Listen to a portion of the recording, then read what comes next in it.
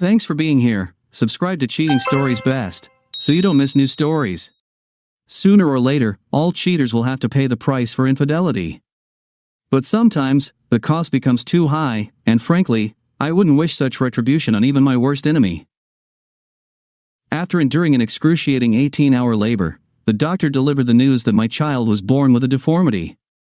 I was left speechless, drained of all energy to even cry or scream. I didn't want to communicate with anyone, not even my spouse.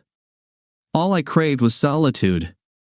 For hours, I remained silent as I reflected on my life and pondered what I could have done differently. After enduring excruciating labor pains, it was devastating to learn that my child had a medical condition. I blamed myself for everything that went wrong, unable to comprehend why my husband had to suffer the pain of having a child with a birth defect.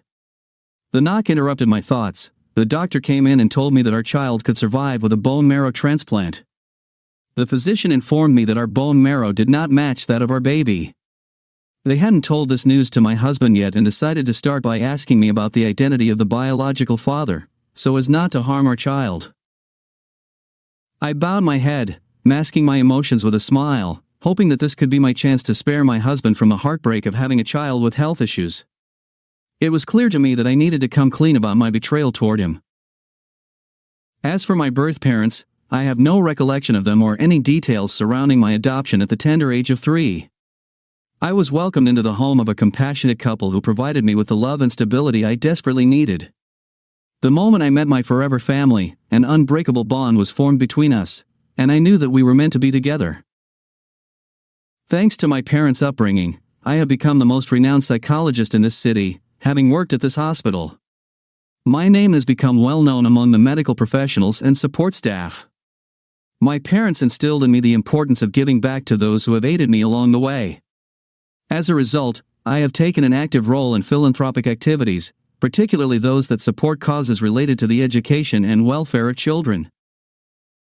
During my lifetime, I dedicated some of my time to volunteering at the orphanage where I spent my early years. I provided guidance and encouragement to children who had undergone similar experiences as me. Although I had access to my family files, including information about my parents and other relatives, I never felt compelled to peruse them. My life was thriving, and I was happy that I was raised by my current parents. I did not feel the need to explore my past and reveal its secrets. The thought of seeking my biological parents scared me, as I didn't want to upset my present guardians. Despite having no intention of causing them pain, it seemed unlikely that my birth parents truly loved and looked after me, for they wouldn't have left me in an orphanage for deserted kids. With confusion in my soul, I asked the doctor to call my husband, hoping to talk to him alone about the fact that I betrayed him and was not faithful to him. As soon as he arrived, my husband rushed over to me, offering a hug and a kiss in an attempt to soothe my distress. His kindness only intensified my feelings of guilt, but I pushed through and composed myself enough to ask him to sit and listen to what I had to say. In the beginning, I introduced Charlie as the man who holds the biological fatherhood of my child. To elaborate further, I explained that he was one of my patients at a hospital where I provided medical care. However, as time passed, we grew closer, and our relationship evolved into a friendship. Eventually, our bond took a new turn, and we ended up sharing a night of intimacy. This pattern continued, and we found ourselves entangled in a physical relationship, despite being married. I did not shy away from confessing to my husband that I had indulged in multiple acts of infidelity. And when I got pregnant, I didn't know who could be the father of the child. Having obtained a lock of my husband's and Charlie's hair, which I subsequently handed over to the laboratory for a paternity test, the results were conclusive. Charlie was indeed the biological father of our child. I plucked up the courage to confess to my husband, expressing remorse for my infidelity. But when I informed Charlie of the pregnancy, he was quick to dismiss any responsibility for the child. In an act of sheer audacity, he went on to inquire if I was still interested in engaging in sexual activities with him. In the heat of the moment, I lashed out at him, hurling a string of expletives and demanding that he leave my life. To my dismay, he appeared unfazed by my outburst and departed without an ounce of remorse. Following this encounter, I had to make a difficult decision regarding my pregnancy. Despite the circumstances surrounding the conception, I knew that I could not bring myself to terminate the pregnancy. Then I realized that I had never met a man with such a kind and generous heart as my husband. I made a conscious decision to name my child after my husband as a sign of respect for such a compassionate and loving person. Rising to his feet, he bellowed, "I'm not generous enough to forgive your betrayal." Before I could utter another word, he stormed out of the room. Charlie was my final hope of saving my child, so I had to contact him. I had no alternative. I put my pride and ego aside and gave him a ring. To my surprise, he showed up promptly when I informed him about the child's abnormality and that my husband abandoned me. As soon as Charlie arrived, he explicitly stated that he would not take on the responsibility of caring for my child. Nonetheless, he came to my aid because my parents were out of town. I informed him about the bone marrow situation, and I did not anticipate him agreeing to be tested so promptly. He made it clear that he needed time to decide about the transplant. I assured him that it was all right. Following several rounds of testing, I was reviewing the reports when I stumbled upon an unexpected finding. Charlie and I were siblings. Initially, I dismissed it as a possible error or oversight and disregarded the document. My sole focus was on rescuing my child. But as I perused through the reports, I noticed that a pathology department nurse had hastily informed the attending physician about our familial relationship after they both briefly looked at me. I chose not to ask about it as I had enough to deal with. However, the doctor approached me and requested 2 minutes of my time. Initially, I declined, but after his persistence, I reluctantly put my reports aside and faced him. He asked me to sit down, which annoyed me, as I only wanted to focus on my child's needs. As I sat down, the doctor proceeded to inform me about the paper I had recently discarded. To my surprise, it wasn't just trash. Instead, it contained the results of a test that had mixed up the samples of Charlie and myself with those of another patient. Shockingly, the test revealed that we were siblings. I couldn't believe it and reacted with a facepalm, insisting that it was impossible for multiple reasons. Firstly, as an adopted child, I don't have any biological siblings. Secondly, why would Charlie and I share the same birth year and month? The doctor interrupted my conversation. He advised me to trust in science and its accuracy, as I am also a doctor myself.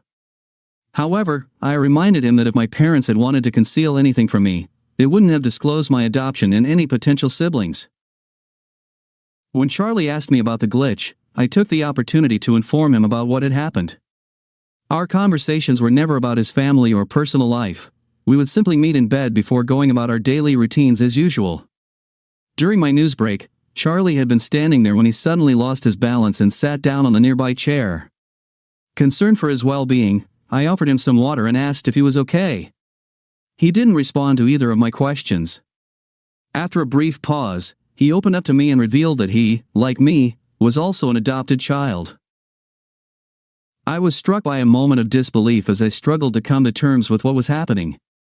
It felt like I was trapped in a never-ending nightmare, and I couldn't shake off the feeling that everything would soon be over. When I confronted him about why he had kept this information from me, rather than providing a straightforward answer, he posed a rhetorical question. He asked how we would have known that we were siblings even if he had disclosed his adoption to me earlier. He also reminded me of the nature of our relationship, emphasizing that we were not romantically involved.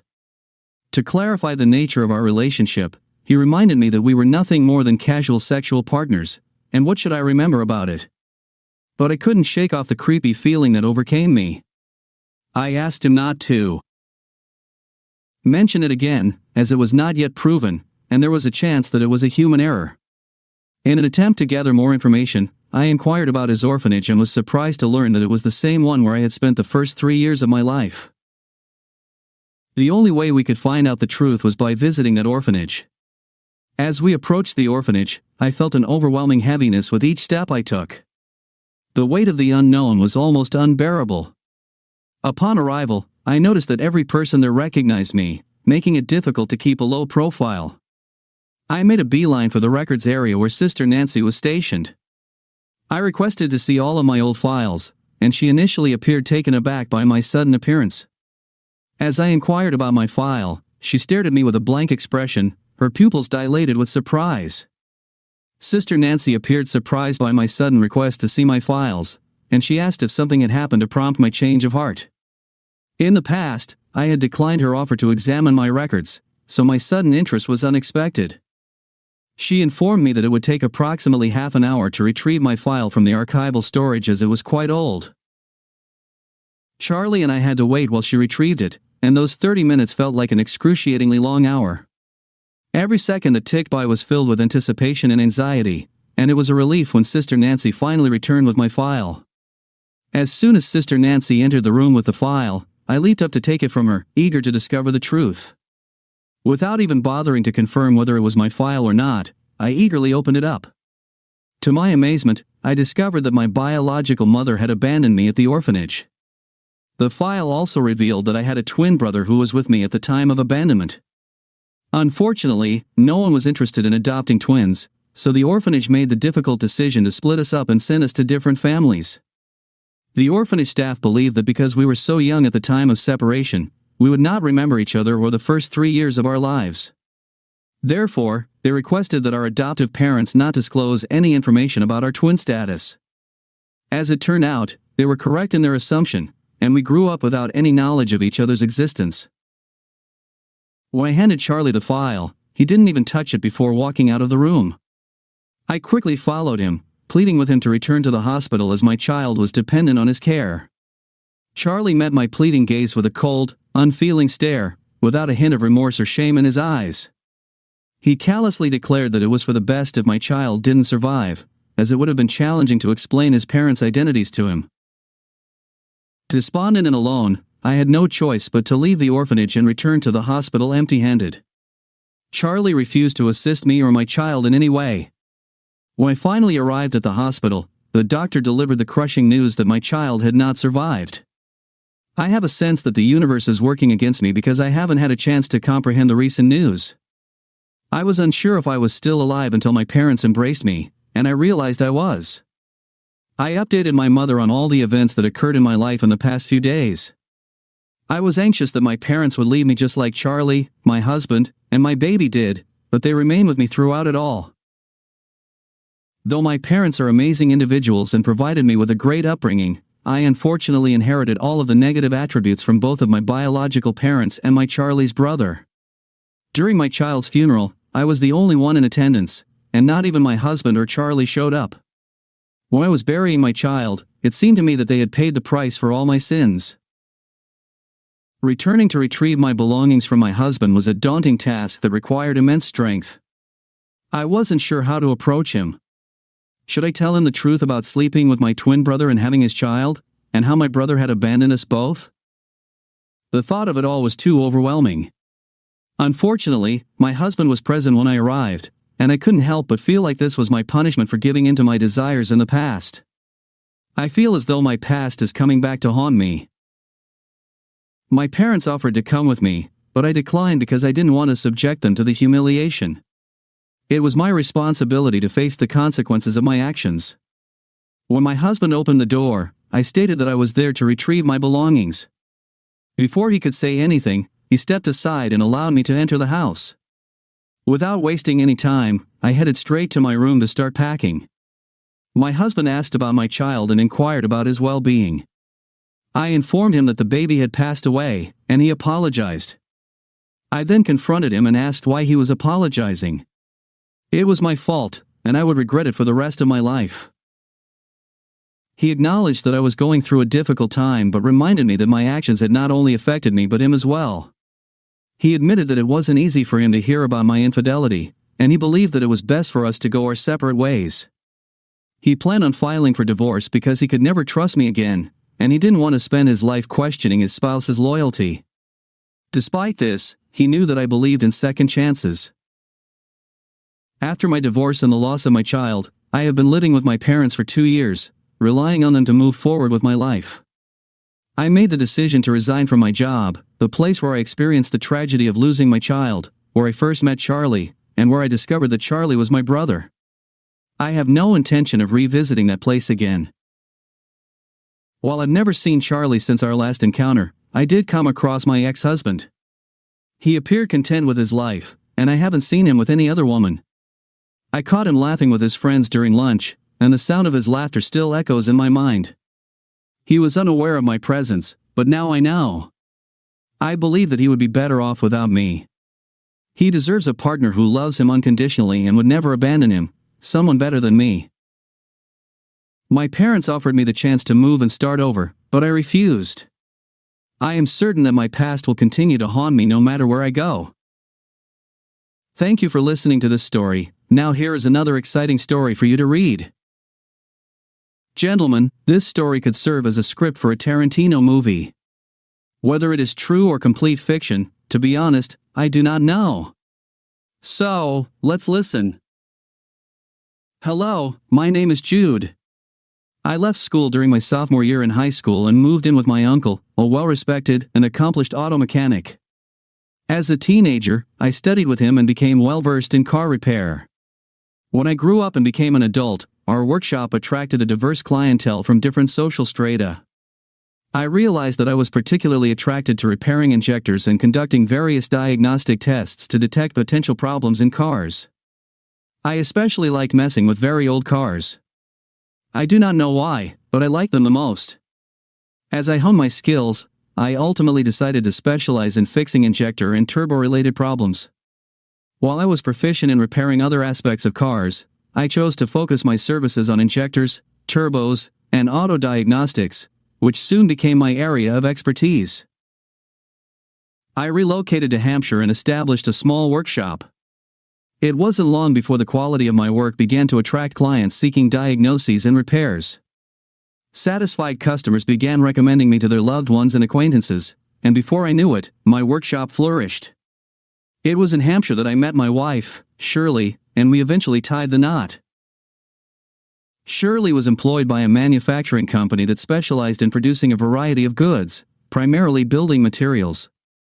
Thanks to her exceptional communication skills and sociable nature, Shirley quickly got the position of marketing manager in her company. Her excellent work greatly strengthened the reputation of the company's brand. Shirley's talents and abilities aroused the admiration and respect of her boss, who was often proud of her and praised her. He also told the rest of the staff to follow her example.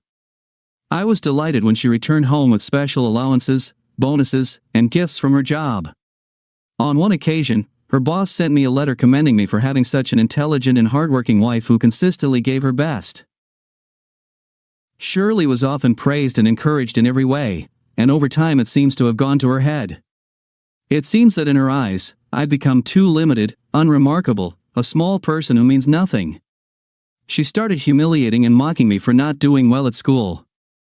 I struggled in school during my teenage years, finding it difficult to understand my teachers and developing a strong aversion to the educational system. This interfered with my ability to communicate well in English. But I told her that despite the fact that I do not communicate well in English, I am well versed in my business, and I would say that I am one of the best at it. I had a strong-willed character, and I was an honest person. Whenever we talked at home, she often used difficult words to make fun of me. But I reminded her that using compound words is not enough to support our family. As the head of the household, I was responsible for ensuring that all our needs were met, including her cosmetics, jewelry, and undergarments. We had 2 children who were both attending high school.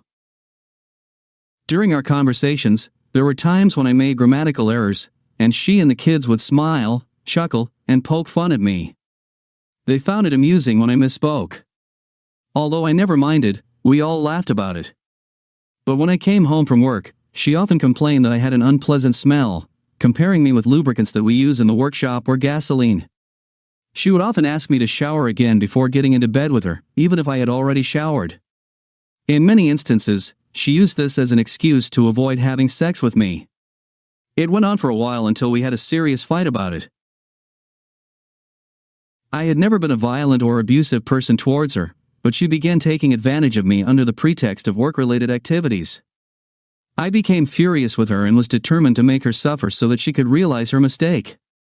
When she saw that I was serious, she briefly became submissive and less confrontational. After she was promoted to the position of branch manager in the city, our relationship became even worse than it was. She would leave home early and return late, blaming her workload at the office. She attended multiple meetings with her boss and traveled with him, claiming they were both representing the company. One Saturday, she did something that showed her boss meant more to her than I did. Before heading to my workshop, I had to take our children to their Saturday music lesson, so I left her with instructions to pick them up at noon when they finished. When I called from the office to see if they had returned home, she answered and quickly whispered that she had a business meeting with her boss. She then asked me to pick up the children instead. I felt so angry that I wanted to smash the multimeter I was holding. I decided to confront her boss and demand that he leave my wife alone.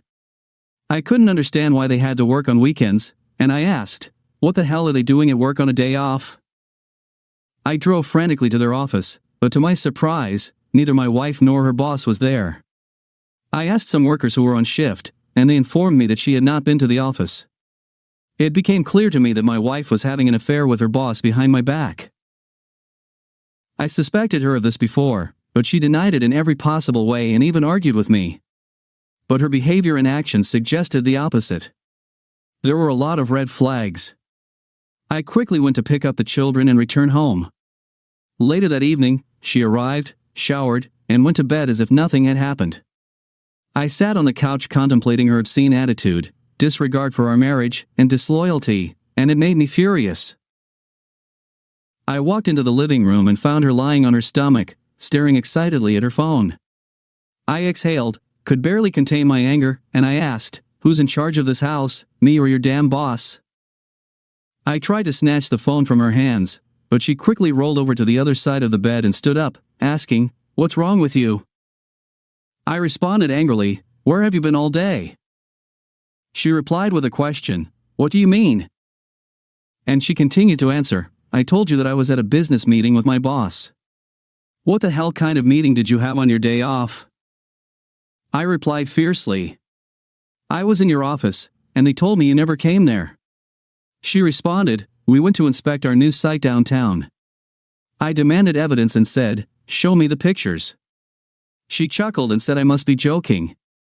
I insisted and told her that if she was telling the truth, she should have photo evidence on her phone. She told me it wasn't necessary, and then the phone rang, and she went to the other side of the room to the window. Apparently, her boss called her. As soon as she finished talking, I went up to her and said, "I know you're having an affair behind my back with your damn boss." I promised her that I would soon catch them in the act, and there would be consequences. However, she immediately became defensive and accused me of cheating on her with my female apprentices and staff. I knew that she was simply trying to deflect blame and cover up her own wrongdoing. Despite her protests, I remained convinced of her betrayal. One day while I was working in the workshop, her boss unexpectedly arrived in his car. As he described the car's issues, I recognized the symptoms of an injector malfunction. I swiftly ran a diagnosis and confirmed my suspicions. I instructed him to leave the car with me and return in 2 or 3 hours. However, he pleaded with me to fix it as quickly as possible, his voice betraying his worry and anxiety. It was a Thursday. He informed me that he needed the car for several meetings and functions. The following day, I chuckled and reassured him that it would not be a problem. Despite the numerous cars awaiting repairs that day, with the weekend quickly approaching, I gave his vehicle priority treatment. I promised to have it fixed by nightfall, which delighted him before he departed. When I started working on his car, I found an earring on the back seat strikingly similar to the one I gave to my wife for our 10th anniversary. I swiftly retrieved the earring and examined it. There was no doubt in my mind that it belonged to my wife, but the surprises didn't end there. While attempting to remove the back seat to access the fuel pump beneath it, I caught sight of my wife's panties on the floor, nearly concealed beneath the right front seat. It was a stab in the back. I was in shock, and my heart was broken. All my suspicions were confirmed. I couldn't believe that she was so stupid and careless.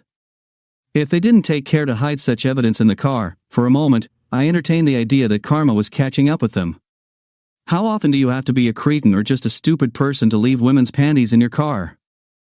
If his wife had found these panties, or even worse, his children would have found them.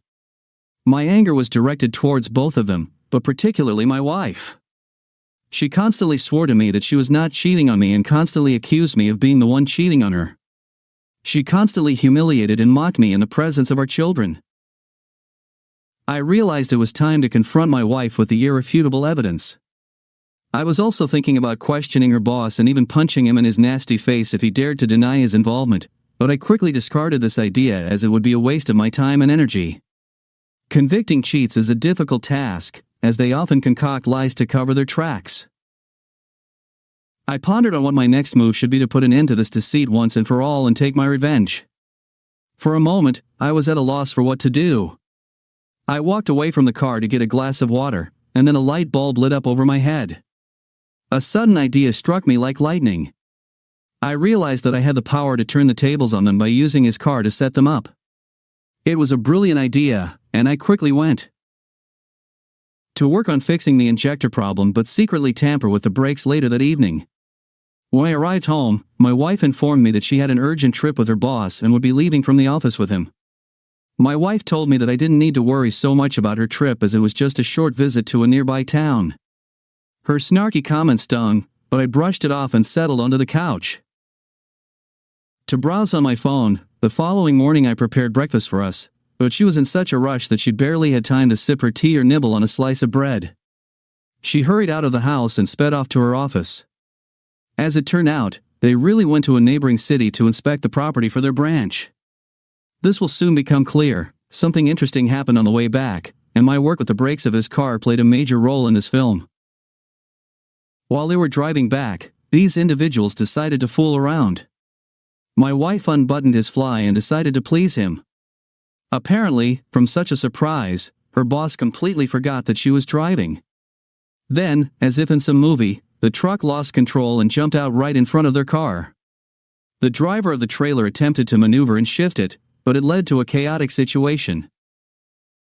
On the opposite side of the road to avoid a crash with them, regrettably, it seemed like he realized the danger too late and hit the brakes too close to the trailer, causing them to fail. Their vehicle ultimately went under the side of the trailer. When the emergency crew arrived to extract them from the wreckage, both of them were found motionless. Something interesting and piquant was also discovered. They saw that my wife had choked on his genitals and apparently suffocated from it. That's why I think that their prank at the wheel led to such consequences. Of course, there was my participation. Despite the efforts of the emergency team to revive them, they remained unresponsive. They were swiftly transported to a nearby medical facility. Sadly, Shirley was pronounced dead, while her boss was successfully resuscitated, but the collision left him impotent. This was a humiliating turn of events. Although they deserved it, I couldn't help but feel a little guilty that my revenge plan had gone exactly as I intended. I hit the bullseye.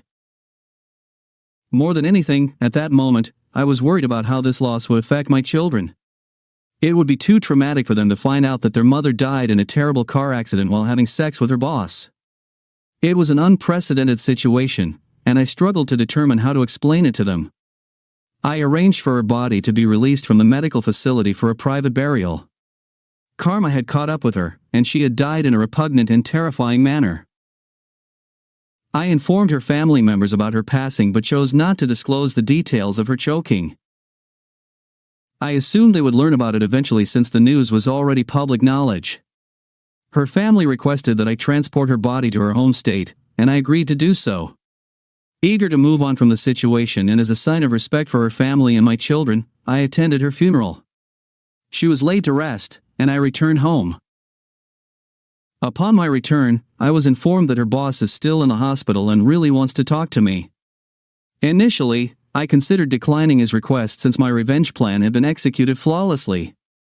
However, later I reconsidered and agreed to meet with him. Perhaps there were unknown details he wished to reveal.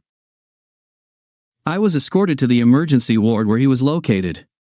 He was confined to his bed and could barely move. When he saw me, he attempted to sit up, but I urged him to remain still to avoid worsening his pain. He spoke in a soft voice with tears streaming down his face, begging me to forgive him. He admitted that he had been sleeping with my wife since the moment he promoted her from the position of chief marketing officer to branch manager. He confessed that he was a devout Christian and had considered ending the affair due to his guilty conscience and fear of God, but my wife persuaded him to continue. She told him that they would not be caught, and that God would not be angry with him because of this. He lamented and regretted his despicable actions, asking himself why he had fallen so low, especially considering his position as a respected deacon in his church, a man to whom many people turned for help and advice. I sat there, listening in disbelief to everything he slowly revealed. That day he was discharged from the hospital after a few weeks and returned home. His wife and children were deeply ashamed of his actions, and he had to apologize to them for a long time for everything he had done. Later, I found out that his wife divorced him because of his impotence. She found love with another man and relocated to another city with their children. Additionally, he was demoted from his position in the company and suspended from his role as a deacon in the church. While I was moving forward in life as a sole caretaker, I devoted myself to instilling my 2 children with strong moral and ethical beliefs. After a few years, they graduated from high school and ventured into college. Fortunately, they both gained admission to study law and engineering, with my daughter pursuing public law and arbitration ahead of my son, who later joined her in the same institution to specialize in civil engineering. I was very happy about the success of my children. At some point, I contemplated getting remarried, but I always hesitated. One day, while driving down a deserted street to deliver a car to a client, I spotted a vehicle that had broken down a few meters ahead of me. Without thinking twice, I drove up to this broken car. I noticed a kind lady sitting in front of the immobile car, looking helpless. She seemed clueless about what to do next or who to contact for assistance. The sun was already setting and beginning to get dark. I walked down to her with a smile, eager to determine what could be wrong. I could see a glimmer of hope on her face as I approached. "Apparently, you have problems with your car," I asked in a strangled and anxious tone. She explained that the car had suddenly stopped, and she had exhausted all her efforts to start it up again. She begged me to assist her in any way possible so that she could leave that area. "I'm new in town, and this road seems to be quiet and deserted." "It's already getting dark," she complained. I told her not to worry and promised that everything would be fine. I then requested her to pull the release lever so that I could open the hood. She did as I asked, and I examined the injector nozzles but found that they were in good condition. After examining the alternator and battery, I realized that the alternator had malfunctioned and could not charge the battery adequately. Because of this, there was no spark in the combustion chamber. As it was already dark, I quickly implemented a makeshift solution to get the car up and running again. I told her to follow me so she could get home safely. We got to the place where I left my car, and she drove us to her apartment. My plan was to identify her residence so that I could collect the car the next day and repair it. She was thrilled that I'd assisted her in arriving home securely. We exchanged contact information before I departed. The following day, I picked up the car and repaired it thoroughly for her. Over time, we grew acquainted with one another. Her perfection for my children only increased my admiration for her. She cherished their presence and always desired to have them around her. Interestingly, she also served as a state representative for an international organization that sponsored orphanages and foster homes. Tragically, she lost her husband in a plane crash just a year into their marriage and had remained single ever since. We eventually fell in love and decided to get married after a year. Our marriage was blessed with a son whom we named Daniel. Great script for the movie, man. I hope this story is not based on real events. Gentlemen, do not forget that my little channel needs your powerful likes. Support it with each of your likes, and there will be fewer cheaters in the world. Bye-bye, friends. Thank you.